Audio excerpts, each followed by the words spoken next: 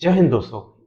आज इस वीडियो में हम 3 टॉपिक के बारे में बात करेंगे। First topic is why oral hygiene is important and ये आपके ऑल ओवर हेल्थ पर कैसे इफेक्ट डालता है। सेकंड पॉइंट है 5 ओरल बैड हैबिट्स के बारे में और थर्डली 5 ओरल गुड हैबिट्स के बारे में। तो चलिए इस वीडियो को शुरू करते हैं। मेरा नाम है रामाराव और आप लोगों का इस चैनल पे स्वागत है। फर्स्ट है how oral health affects your all over health. हमारा मुंह हमारे ऑल ओवर हेल्थ के बारे में बहुत कुछ दिखा देता है। अगर आपका ओरल हाइजीन पुअर है, जैसे कि आपको कैविटीज है, गम डिजीज है, तो डायरेक्टली और इनडायरेक्टली ये आपके ऑर्गन पर भी इफेक्ट डालता है। क्योंकि जो हमारा ह्यूमन बॉडी है ना, वो एक कॉम्प्लेक्स सिस्टम है जो कि इंटरकनेक्टेड है अदर पार्ट से। एक बॉडी पार्ट दूसरे बॉडी पार्ट पर इम्पैक्ट डालता है। चलिए एक एग्जांपल ले लेते हैं माउथ एंड टीथ का। अगर आपका ओरल हाइजीन पुअर है तो ये आपके डायबिटीज, हार्ट डिजीज जैसे अदर हेल्थ इश्यूज पर इफेक्ट डालता है। एक हेल्दी माउथ सबके लिए इम्पोर्टेंट है क्योंकि ये माउथ आपके इंटरनल बॉडी पार्ट्स के डोर की तरह है। जो आपके माउथ में जो बैक्टीरिया होता है वो आपके माउथ के थ्रू हर एक इंटरनल ऑर्गन्स पर इफेक्ट डालता है। अनहेल्दी डाइट, स्मोकिंग की वजह से डायरेक्टली और इनडायरेक्टली काफ़ी सारे प्रॉब्लम्स आपके बॉडी को सहना पड़ता है।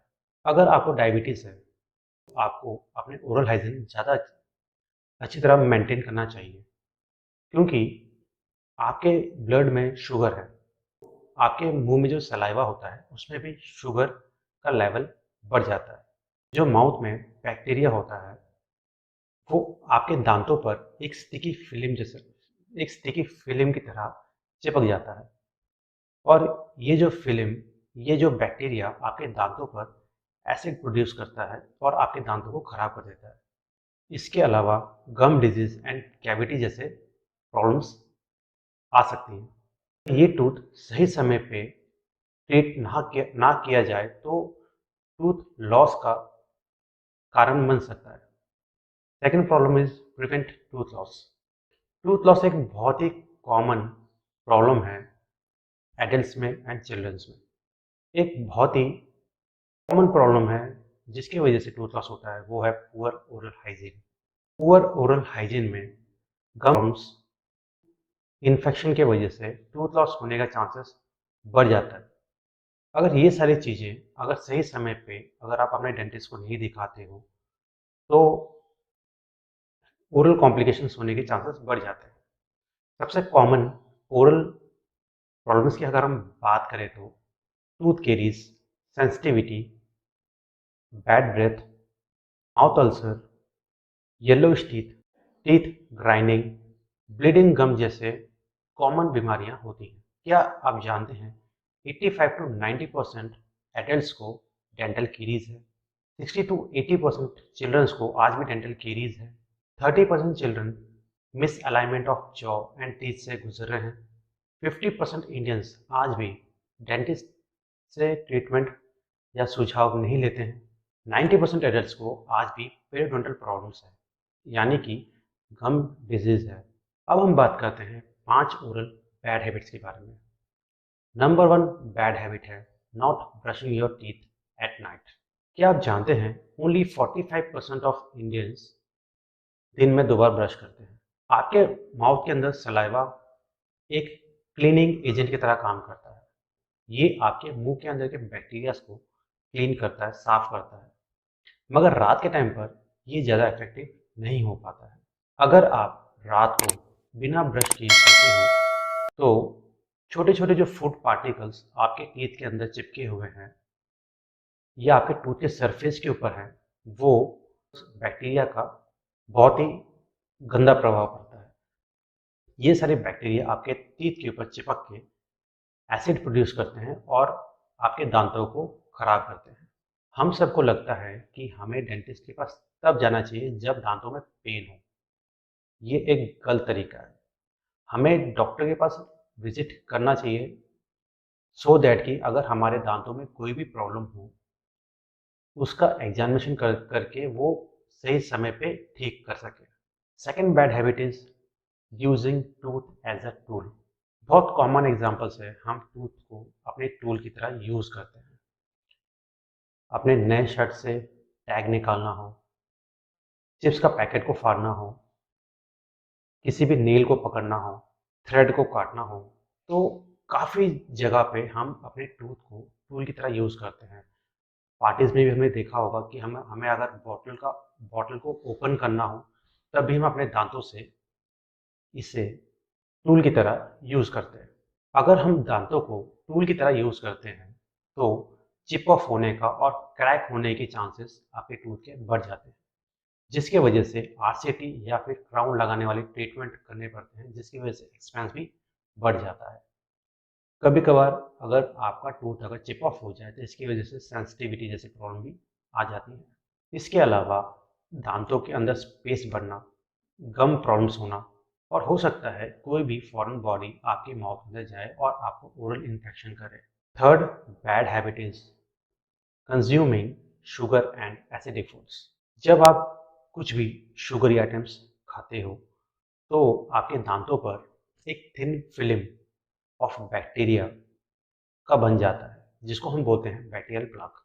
ये बैक्टीरिया आपके शुगर को एक ग्लू लाइक सब्सटेंस में बदल देता है और ये ग्लू लाइक सब्सटेंस आपके दांतों में चिपका रहता है। ये बैक्टीरिया आपके दांतों पे एसिड प्रोड्यूस करता है और आपके दांतों को खराब कर देता है। एसिडिक फूड्स जिसके पीएच लेवल कम होते हैं, जैसे कि ऑरेंज हो गया, लेमन हो गया, स्ट्रॉबेरीज हो गए, ये सारे सेहत के लिए बहुत ही अच्छे फूड्स है, बट ये आपके दांतों पे काफ़ी इफेक्ट डालते हैं। हाई एसिडिक फूड्स आपके दांतों की एनामल को खराब कर सकते हैं। एनामल जो कि बॉडी का सबसे हार्डेस्ट सब्सटेंस होता है, उसको भी ये एसिडिक फूड्स खराब कर देते हैं, जिसको हम बोलते हैं टूथ इरोजन। कार्बोनेटेड ड्रिंक्स जैसे कि कोक, फैंटा, ऐसे ड्रिंक्स भी आपके टूथ में अगर फिलिंग हो उसको भी खराब कर देते हैं। अब हम बात करते हैं फोर्थ बैड हैबिट के बारे में, जिसका नाम है smoking and using tobacco products. क्या आपको पता है स्मोकिंग एंड टोबैको प्रोडक्ट्स में केमिकल्स होते हैं जो बहुत ही कार्सिनोजेनिक होते हैं, जो आपके माउथ के जेनेटिक्स को चेंज कर सकता है। क्या आप जानते हैं 266 मिलियंस ऑफ पीपल टोबैको का यूज़ करते हैं। अगर हम रिपोर्ट्स को देखें तो 40% ऑफ कैंसर ओरल कैंसर के हैं, और ये सब मसाला, गुटखा, टोबैको प्रोडक्ट्स यूज़ करने से होता है। अगर आप किसी भी तरीके का टोबैको यूज़ करते हो, चाहे वो स्मोक हो, चाहे वो स्मोकलेस हो, इससे आपके दांतों पे और आपके हेल्थ पे, ऑल ओवर हेल्थ पे काफ़ी इफेक्ट पड़ता है। सबसे कॉमन इफेक्ट्स जो आपके माउथ पे पड़ते हैं वो है bad breath, tooth discolouration, inflammation of salivary gland, building plaque and tar on your teeth.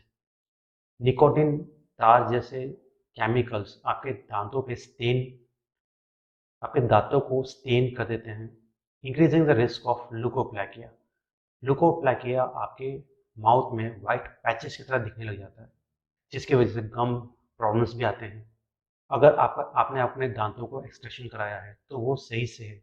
अगर आप स्मोकिंग करते हो या फिर टोबैको को यूज़ करते हो तो वो हील नहीं होते हैं। डेंटल इम्प्लांट जैसे प्रोसीजर सक्सेस नहीं हो पाते हैं। अब हम फिफ्थ बैड हैबिट के बारे में बात करें तो neglecting regular dental checkup and cleaning. ज़्यादातर डेंटल प्रॉब्लम्स ट्रीटेबल होते हैं, जिसको हम सही समय पे अगर एग्ज़ाम करें तो हम उसको ट्रीट कर सकते हैं, जैसे कि tooth decayed, gum disease, mouth ulcers, dry mouth. अगर आप अपने डेंटिस्ट को दिखाते हो और सही टाइम पे ट्रीटमेंट लेते हो तो। अब हम बात करते हैं 5 ओरल गुड हैबिट्स के बारे में जो आप अपने लाइफ में अप्लाई करके आप अपने ओरल हाइजीन को अच्छा सुधार सकते हो। फर्स्ट ओरल गुड हैबिट की बात करें तो ऑयल पुलिंग। ऑयल का एक टेंडेंसी होता है जिससे बैक्टीरिया और माइक्रो ऑर्गेनिजम्स इसके साथ अटैच हो जाते हैं। ब्रश करने से पहले आपको 1 टीस्पून कोकोनट ऑयल या सिसमिक ऑयल अपने माउथ में डाल के रोटेट करना चाहिए। 15 से 20 मिनट तक, जिससे आपके माउथ में जो डर्ट है, जो माइक्रो ऑर्गेनिजम्स है, वो सब इस ऑयल के साथ चिपक जाए। इसके बाद आपको स्पिट कर देना चाहिए।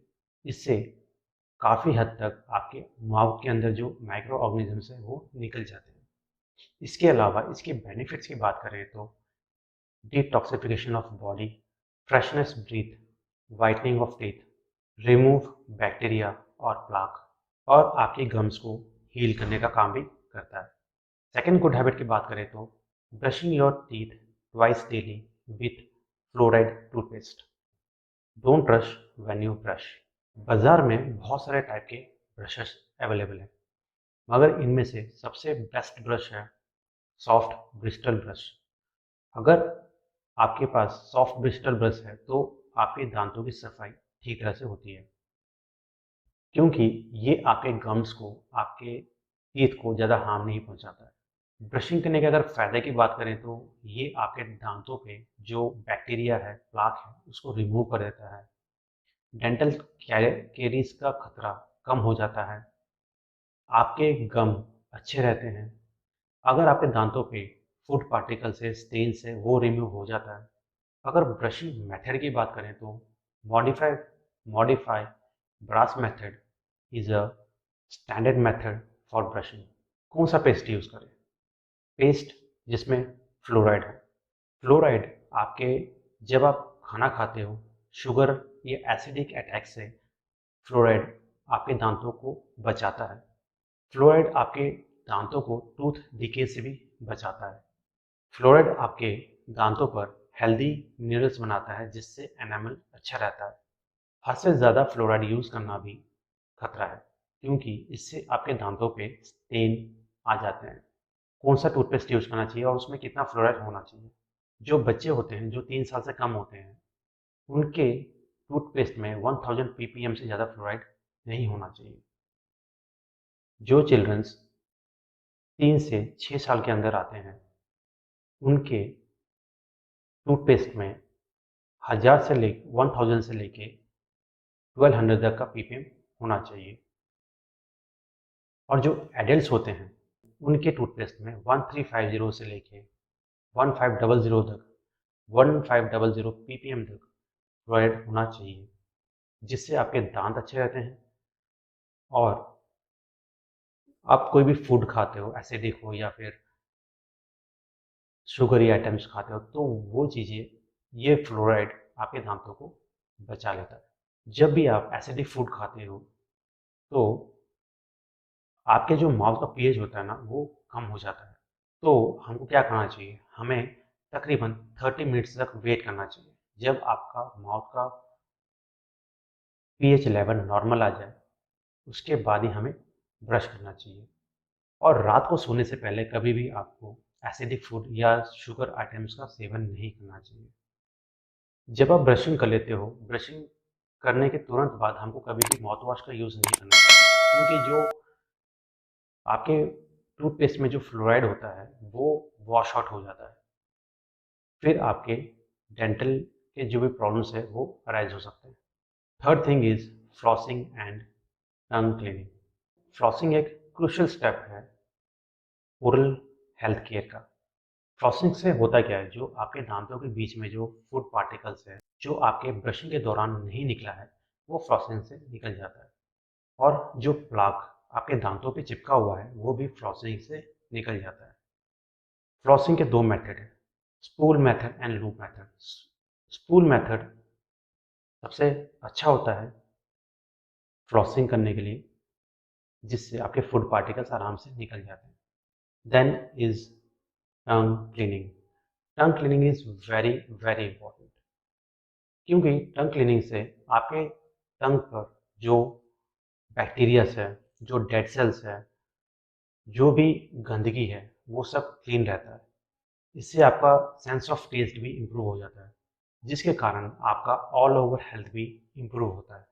माउथ में दो ओड कॉजिंग बैक्टीरियाज होते हैं, जिसका नाम है म्यूटेनस स्ट्रेप्टोकोकाई एंड लैक्टोबैसिली, जिसके कारण माउथ में बैड ब्रेथ आता है। ये अगर आप ब्रशिंग एंड टंग क्लीनिंग करते हो तो ये बैक्टीरिया निकल जाते हैं और बैड बैड ब्रेथ आपके मुंह से नहीं आता है।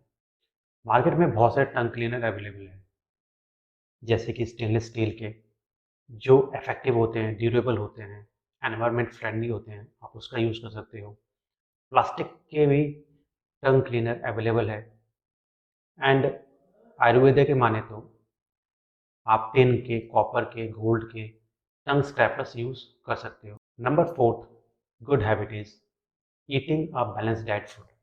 फाइबर रिच फूड खाना बहुत ही इंपॉर्टेंट है, जिससे आपके दांत साफ होते हैं, आपके गम्स भी हेल्दी रहते हैं। आपको मिल्क एंड डेयरी प्रोडक्ट्स का भी यूज़ करना चाहिए, जिससे आपके दांत अच्छे रहते हैं। आप green tea and black T का भी सेवन कर सकते हो, जिसमें पॉलीफिनॉल्स होते हैं, जो आपके मुंह में बैक्टीरियाज को ग्रो होने नहीं देते और आपके बैक्टीरियाज को किल भी कर देते हैं। आप शुगरलेस च्युइंगम्स भी यूज़ कर सकते हो, जिससे आपका आपके मुंह माउथ का एक्सरसाइज हो जाता है। साथ ही साथ आपके माउथ में अगर कुछ चिपका हो इन बिटवीन योर टीथ, वो भी क्लीन हो जाता है। और ये जो च्युइंगम्स होते हैं, ये आपके सलाइवा को स्टिमुलेट करता है, सलाइवरी ग्लैंड को स्टिमुलेट करता है और सलाइवा का प्रोडक्शन इंक्रीज होता है। Please avoid soft drinks and fruit drinks before bed time. Now fifth good habit is visiting the dentist for regular checkup and cleaning. अगर आप अपने डेंटिस्ट के पास रेगुलर चेकअप के लिए जाते हो, क्लीनिक के लिए जाते हो, तो आप काफ़ी सारे डेंटल प्रॉब्लम से दूर रहते हो। काफ़ी कुछ ऐसे होता है अपने दांतों में कि आप खाना खाते हो और आपके मुंह में जो प्लाग होता है वो हार्ड हो जाता है, जो नॉर्मल ब्रशिंग से नहीं निकलता है। इसके लिए स्केलिंग करना पड़ता है। इसके अलावा कोई भी डेंटल प्रॉब्लम्स छोटे, जब वो स्टार्ट हो रहा होता है तभी उसको ठीक करना, ये एक डेंटिस्ट के थ्रू ही हो सकता है। तो आपको 6 मंथ्स में एक बार डेंटिस्ट के पास जाना ही चाहिए। अगर आपका ओरल हाइजीन अच्छा है, आप अच्छी तरह सब कुछ मेंटेन करते हो, तो 1 साल में एक बार तो आपको डेंटिस्ट का विजिट लेना ही चाहिए, सो दैट कि कोई भी प्रॉब्लम्स हो उसको सॉल्व किया जा सके। Always remember healthy mouth means healthy body. Thank you for watching this video and don't forget to like and subscribe and hit the bell icon for more helpful video like this. See you in the next video. तब तक के लिए जय हिंद।